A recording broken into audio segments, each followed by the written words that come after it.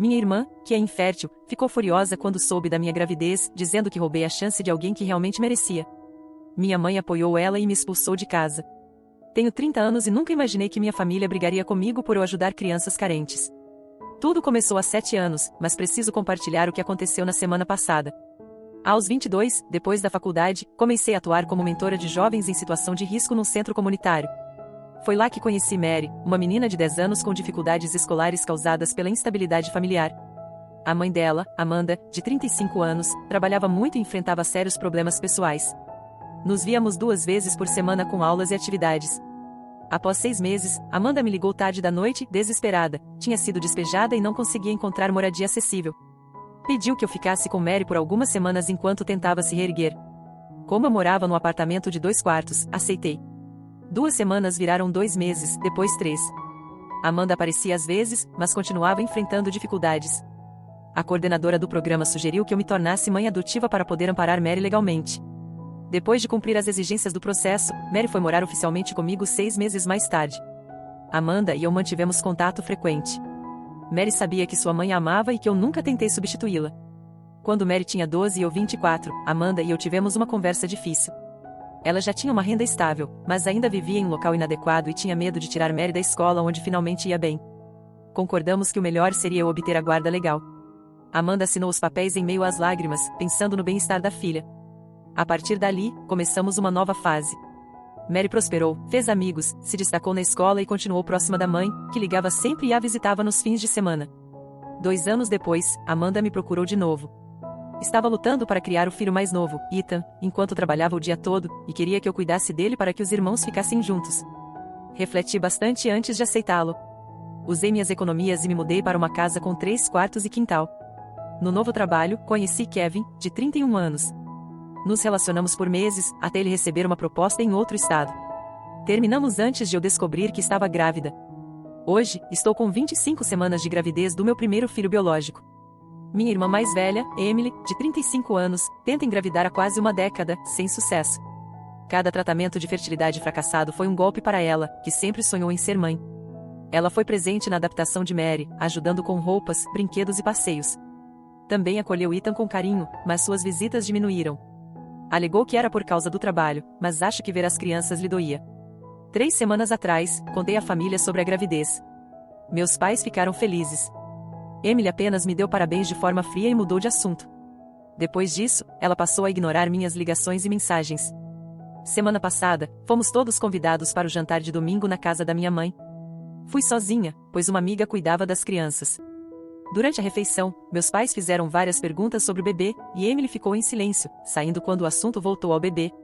Após o jantar, ela me confrontou dizendo que eu não deveria ter adotado criança se podia ter filhos, insinuando que roubei oportunidades de quem realmente merecia. O ambiente ficou tenso. Expliquei que Amanda passou por terapia, e que adotar Mary era a forma de lhe oferecer estabilidade, e depois trouxemos Ethan para manter os irmãos juntos. Mas Emily parecia cada vez mais revoltada. Ela me acusou de ter formado uma família pronta enquanto ela lutava há anos. Disse que eu tinha 2 filhos sem planejar e agora uma gravidez descuidada. O pior foi ouvi-la dizer que eu tirei 2 crianças do caminho de pais melhores, que não podiam ter filhos. Aquilo me abalou profundamente. Embora nunca tenha pensado nos meus filhos como sobras de ninguém, entendo a dor dela. Amanda me confiou seus filhos para garantir segurança a eles. Sinto pela situação da Emily, mas não me arrependo de ter acolhido crianças que precisavam. Minha mãe assistiu tudo sem dizer nada, e depois pediu que eu fosse embora. Peguei minhas coisas em silêncio. No dia seguinte, ela me ligou dizendo que eu fui hostil com Emily e deveria me desculpar. Mandei uma mensagem pedindo desculpas pelo tom, mas não pelo conteúdo. Respeito a dor da minha irmã, mas não aceito que ela desvalorize o vínculo que construí com Mary e Ethan. Emily ignorou a mensagem. Minha mãe voltou a ligar, dizendo que eu estava tornando tudo pior por insistir em manter minha posição. Agora estou na cozinha vendo Mary e Ethan construindo uma torre de blocos, tentando entender se errei em algo. Mary sempre pergunta quando vamos ver os avós de novo, e eu fico sem resposta. Só tentei fazer o melhor por essas crianças, mas começo a me perguntar se minha família algum dia aceitará o nosso jeito de ser. Será que fui dura demais com Emily? Será que eu deveria ter sido mais sensível? Estou certa da minha posição? 2 semanas após o jantar, os conflitos se intensificaram. Antes de tudo, agradeço a quem comentou minha postagem anterior. O apoio que recebi confirmou que tenho o direito de proteger meus filhos e minha forma de formar uma família. Muitos relataram parentes que enxergam a adoção de maneira egoísta, e isso me fez sentir menos sozinha. Após aquilo, Emily me bloqueou em tudo e me apagou das redes sociais. Foi doloroso, mas não totalmente inesperado. Minha mãe também me decepcionou. Ela havia prometido ir comigo no exame de 28 semanas, mas cancelou de última hora. Disse que Emily estava sensível demais até para ouvir meu nome, por isso, não poderia me acompanhar. Sugeriu que eu remarcasse quando tudo estivesse mais calmo. Sem remarcar a consulta, levei Ethan comigo. As enfermeiras da clínica se encantaram por ele, que ficou lendo livros ilustrados enquanto o técnico fazia o ultrassom. Quando ele apontou animado para a TV ao ver o bebê se mexer, a ausência da minha mãe e da minha irmã pareceu doer menos. Depois da consulta, minha mãe mandou mensagem perguntando como tinha sido e se eu já sabia o sexo do bebê. Li, mas não respondi. O que eu poderia dizer? Que uma criança me acompanhou porque ninguém da minha família quis estar presente. Que estranhos demonstraram mais interesse pela minha gravidez do que elas. 4 dias atrás, recebi uma ligação do meu pai, o que me surpreendeu, já que ele costuma se manter neutro em conflitos familiares. Ao saber que minha mãe desistiu de ir ao exame, ele resolveu me visitar. Fez poucas perguntas, deixando que eu contasse tudo desde o jantar. Quando terminei, ele disse algo inesperado, que achava minha mãe e Emily erradas. Disse que oferecer um lar a crianças que precisavam nunca deveria ser motivo de arrependimento. Embora compreendesse a dor de Emily, ele acreditava que ela não tinha o direito de me culpar pelas minhas escolhas ou pela minha gravidez. Ele se ofereceu para ficar comigo após o nascimento do bebê, junto com sua nova esposa, Susan. Mesmo morando a 3 horas de distância, se comprometeram a ajudar com Mary e Ethan por 2 semanas, já que minha mãe havia prometido essa ajuda antes. Depois dessa conversa, sentei com Mary para explicar a situação envolvendo sua tia e avó, com palavras que ela pudesse compreender. Disse que adultos às vezes se afastam quando brigam, mas que isso não era culpa dela ou do Ethan, e que minha prioridade sempre seria nossa família, incluindo o novo bebê. Mary pensou um pouco e perguntou por que o bebê incomodava tanto a tia. Expliquei que, às vezes, ver os outros alcançarem o que queremos pode provocar tristeza. Ela entendeu bem e contou que sentiu algo parecido quando uma amiga ganhou os tênis que ela queria, mas sua mãe Amanda não podia comprar. Às vezes, fico admirada com a maturidade dessa menina de 14 anos. Hoje de manhã, confirmei por mensagem que aceitaria a ajuda pós-parto oferecida pelo meu pai. Depois, liguei para Amanda para mantê-la atualizada. Ela liga para Mary 2 vezes por semana, visita 1 vez por mês, está com a saúde boa, foi promovida no trabalho e se mudou para um novo apartamento há mais de 1 ano. Preocupada com a atenção da minha família, ofereceu-se para cuidar de Mary e Ethan por um fim de semana antes do bebê nascer, para que eu pudesse me organizar com calma. Ainda me entristece ver a lealdade da minha mãe a Emily, como se meu bebê fosse uma ofensa. Tento focar nas pessoas que nos apoiaram. O bebê é um menino, está saudável e todos os exames deram normais. Mary está empolgada por ganhar mais um irmão, o primeiro presente que ganhou quando chegou aqui foi um elefante de pelúcia, e agora ela o deu ao bebê. Ethan não entende muito bem, mas passa a mão na minha barriga e diz querida, sorrindo. Ainda não escolhi um nome, minha rotina está cheia e continuo adiando. Tenho 12 semanas para decidir, então aceito sugestões. Agradeço a todos que têm me apoiado, significa mais do que vocês imaginam. Atualização 2. 3 meses se passaram desde o último relato, e meu bebê tem agora 3 semanas. A vida com um recém-nascido é intensa, mas quero compartilhar o que houve. Alex nasceu 2 semanas antes do previsto, com 3,2 kg. O parto foi relativamente tranquilo, embora cansativo, com duração de 14 horas. Meu pai e Susan chegaram um dia antes do nascimento. Enquanto eu estava no hospital, trouxeram Mary e Ethan para conhecer o irmãozinho. A reação de Mary foi comovente, ela o segurou com tanto cuidado e carinho, demonstrando orgulho e ternura. Já Ethan se divertiu mais com os botões da cama do hospital, mas deu um tapinha na cabeça de Alex e o apelidou carinhosamente de Antine. Amanda levou cobertores feitos à mão para o hospital. Sentou-se comigo enquanto Mary mostrava o irmão e, depois, disse estar orgulhosa da jovem mulher que a filha estava se tornando. Esses momentos, criados dentro da nossa estrutura familiar singular, são preciosos para mim. Agora, sobre minha mãe e minha irmã. Quando minha mãe soube que eu estava em trabalho de parto, perguntou em qual hospital eu estava. Após o nascimento, mandei uma mensagem com os dados do bebê e uma foto. Ela quis saber quando poderia nos visitar.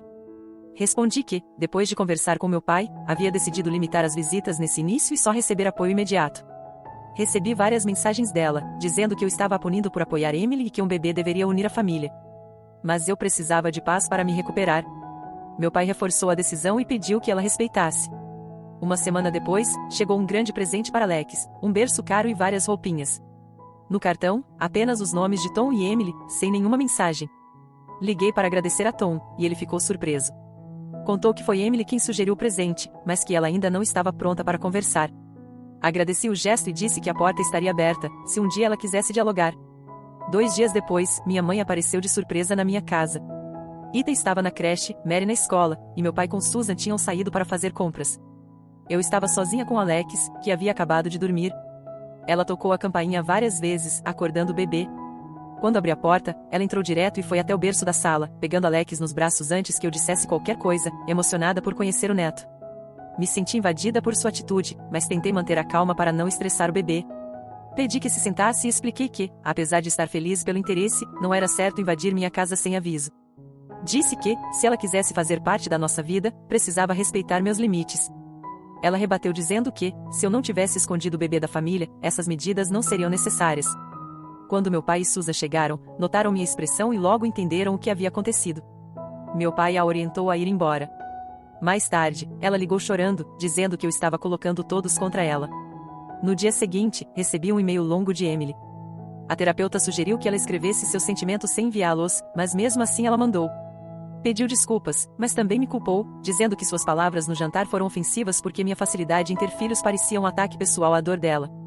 No final da mensagem, contou que ela e Tom foram aprovados como pais adotivos e que esperavam sua primeira colocação no mês seguinte.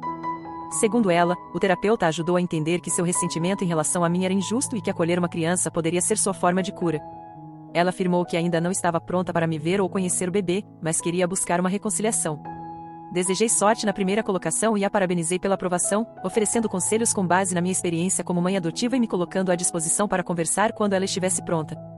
Não recebi resposta. Meu pai e Susan estenderam a estadia por mais 3 semanas, e a ajuda deles foi essencial. Mantiveram a rotina de Mary e Ethan, cuidaram da casa e me proporcionaram momentos de descanso entre as mamadas. Eu me preparei bem para a partida deles. Amanda vem 2 vezes por mês e se ofereceu para ficar com Mary e Ethan por uma semana durante o verão, para que eu possa focar no bebê. Mary está empolgada com a ideia desde que Amanda se mudou para um condomínio com piscina. Agora, estou me adaptando à rotina com 3 filhos. Ver Mary lendo para os irmãos enquanto eles escutam com atenção torna cada mamada noturna compensadora. Ethan se autodenomina ajudante da mamãe e sempre me traz fraldas. Apesar de a situação com minha mãe e minha irmã ainda não ter sido resolvida, encontrei paz focando na família que temos aqui. Minha trajetória como mãe foi inesperada, mas olhando para Mary, Ethan e Alex, não mudaria nada. Na atualização mais recente, Alex já está com 9 meses, saudável, esperto, engatinhando e mexendo em tudo. Apesar da rotina cheia, conseguimos manter hábitos consistentes. A maior novidade é que Emily e eu estamos reconstruindo nosso relacionamento com cautela. Há 3 meses, ela me mandou uma mensagem sugerindo um café a sós.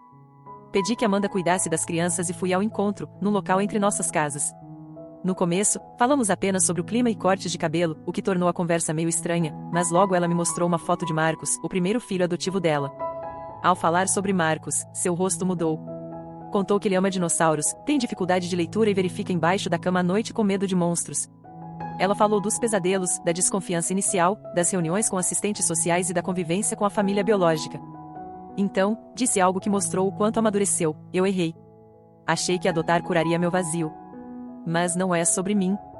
Ela reconheceu que Marcos está apenas esperando a mãe se recuperar e que, até lá, precisa de um lar seguro. Sua sinceridade me tocou. Contou que a mãe biológica de Marcos está sóbria e trabalha para conseguir a guarda de volta dentro de 1 ano. Emily disse que vai sentir falta dele, mas apoia o retorno. Pediu desculpas por me acusar de roubar filhos de pais dignos e por pensar que a adoção poderia resolver sua dor. Contou que sua condição autoimune a deixou cega à realidade, e cuidar de Marcos mostrou que crianças do sistema precisam de acolhimento, não de adultos feridos. Aceitei suas desculpas e também me desculpei por minhas palavras duras na nossa briga. Passamos mais 1 hora conversando sobre medos noturnos, como conectar com uma criança machucada e como respeitar vínculos familiares anteriores. Saímos dali mais irmãs do que jamais fomos. Emily quis ver as crianças antes de ir embora. No fim de semana seguinte, Marcos foi com ela ao parque, e ele e Ethan se entenderam de cara, unidos pelo amor a dinossauros, enquanto Mary orientava os meninos com paciência. Emily se emocionou ao conhecer Alex, depois de só tê-lo visto por foto. Desde então, temos nos reunido 1 vez por mês. A reconciliação é um processo contínuo, velhas dores às vezes voltam, mas seguimos firmes. Já o relacionamento com minha mãe tem sido mais difícil. Depois da visita surpresa dela, escrevi uma carta com limites claros, nada de visitas inesperadas, críticas à minha criação ou à nossa família. Deixei claro que ela precisava respeitar esses limites se quisesse estar presente. 2 meses depois, chegou um cartão com uma carta curta: sinto falta do meu neto. Estou disposta a ouvir. Podemos tentar visitas breves supervisionadas? Aceitei. Ela hesitou, mas se acalmou ao ver que não era castigo, apenas um limite saudável. Participou da peça da escola de Mary no mês passado, e depois disse que estava orgulhosa dela. Mais tarde, me puxou de lado e se desculpou por ter favorecido minhas irmãs. Disse que finalmente entendeu o que importava ao ver meus filhos prosperando. Ainda não é um relacionamento ideal, mas está melhorando.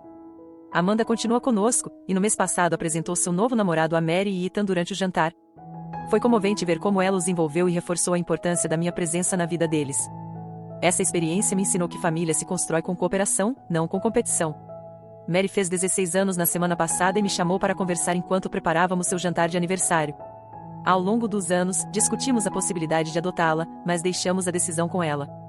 Quando disse que estava pronta, chorei. O processo legal começa no próximo mês. Ethan, agora com 4 anos, adora a irmã mais velha e vive fazendo Alex rir. Alex é a alegria da casa. Emily e Tom se preparam para acolher um segundo bebê, cuja mãe biológica precisa de tempo para se estabilizar. Emily me ligou pedindo dicas sobre cuidados com o recém-nascido e falamos por horas sobre os desafios emocionais e práticos. Marcos está indo muito bem com eles e deve voltar para sua mãe na próxima primavera. Nunca imaginei, ao começar minha trajetória como mentora 7 anos atrás, que passaria por 3 jornadas de maternidade, uma ruptura familiar quase irreparável e um aprendizado tão profundo sobre o que é ser família. É desafiador, mas ver meus filhos crescerem cercados de amor, tanto biológico quanto escolhido, vale cada esforço. Curtiu a história? Então segue para mais histórias insanas do Reddit.